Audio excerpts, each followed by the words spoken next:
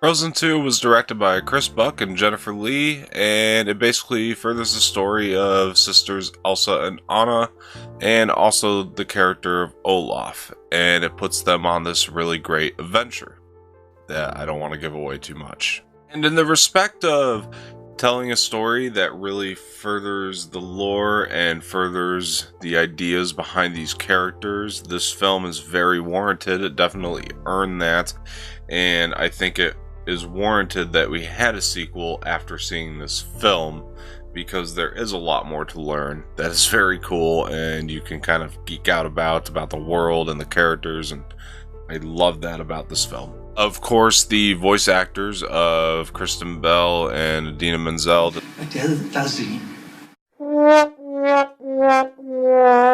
a very good job playing Elsa and Anna this time around. I actually may have felt more comfort in their voice performances this time, and I thought that they were very strong, and there was a lot of moments that they had to act, and they just said things with a certain conviction that I really bought them as these characters once again, and maybe even more again this time around, and I love their performances, and I thought they were great. Josh Gad is back as Olaf once again, and one of my biggest gripes of this film wasn't necessarily the story of Olaf, because I thought the story of Olaf was actually powerful at times, but the jokes that Olaf was making were not landing the way that they did in the first film. Like, not even close, and that's really not good from a character who's supposed to be comedic. The jokes here just did not work for me, but you could tell that they were really trying hard to go for them, and Josh Gad is very naturally funny, so of course I laughed at certain parts, but a lot of the jokes just did not really land the way that I think that the film wanted them to, and didn't make me laugh the way that it wanted the audience to. But comedy is subjective. You might walk into this and think the movie's hysterical, or the jokes are hysterical that Olaf makes. It does have some fun and funny moments, don't get me wrong. It just didn't land the way that it did in the first one. The animation in this film is astounding. It was so beautiful at times, and so incredibly realistic at times that I was just so blown away. I think that what Disney's doing with their animation studio is out of this world, and I think it always has been, and this is some of the best animation I think I might have ever seen, especially out of a Disney animated film.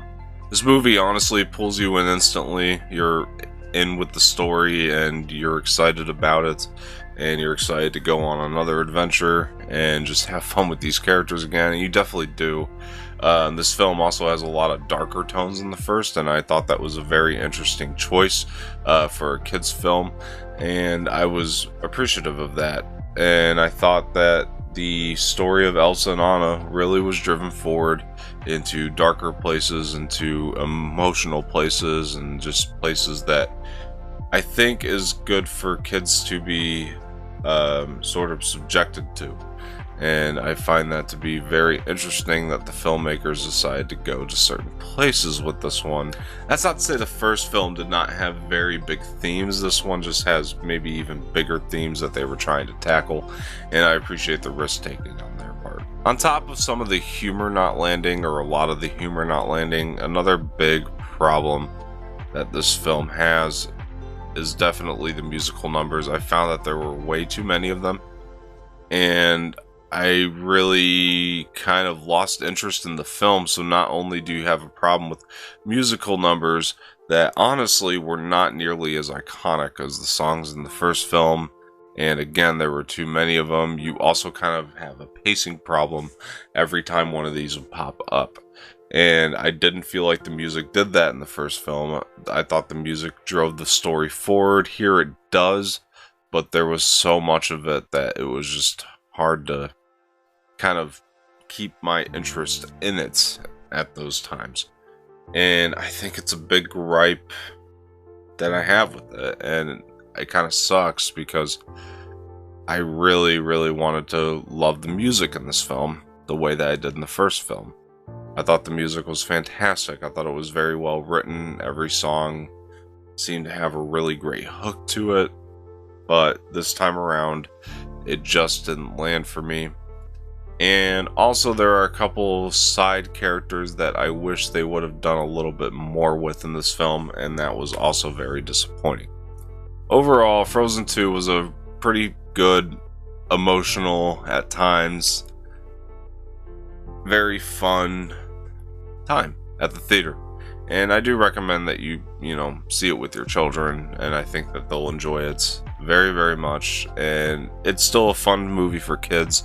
It definitely doesn't deviate anything from the first one, not too badly, but it definitely is a warranted sequel. It drives the story so much further, and that was very exciting to see.